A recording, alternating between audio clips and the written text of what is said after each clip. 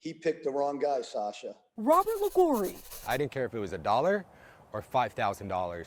He needs to be stopped. Adam Klein, two homeowners who reached out to NBC6 Response after they say this man, Mark Block, took thousands of dollars in deposits and did not return to do the job he was hired for. I star 67 him to get him to pick up the phone, and as soon as he picks up, he now blocks me. He doesn't answer the calls, no text messages anymore. Both homeowners say they hired Block to install custom window treatments, but after handing over hefty deposit checks worth more than half the total for the projects, they say they never saw Mark Block again. Robert says after 4 months and dozens of excuses from Block. My wife was smart enough to say, you know, we should go online. Let's just start researching him.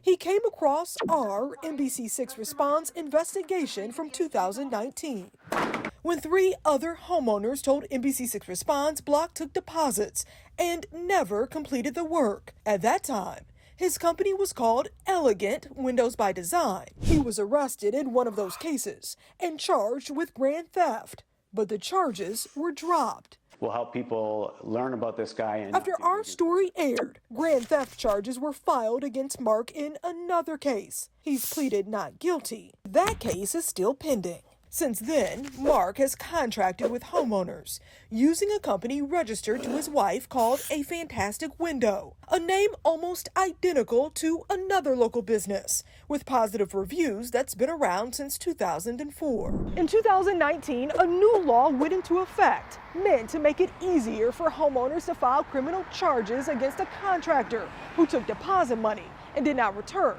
to do the work.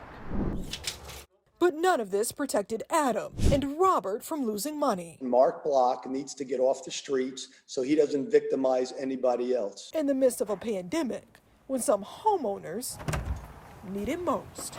Being in the event industry right now is probably not the best with COVID. So that's how much of a financial strain it would be, knowing that what's going on right now and job-wise, the situation I'm in. Both of the homeowners in this story filed police reports. We've reached out to Broward County State Attorney's Office to find out whether or not charges will be filed against Block. They told us they cannot comment on pending cases. We have made efforts to reach out to Block via phone, email, going to listed addresses for him and the business, and even through his wife. But as of right now, we are still waiting to hear back from him. In Fort Lauderdale, Sasha Jones, NBC6 Response.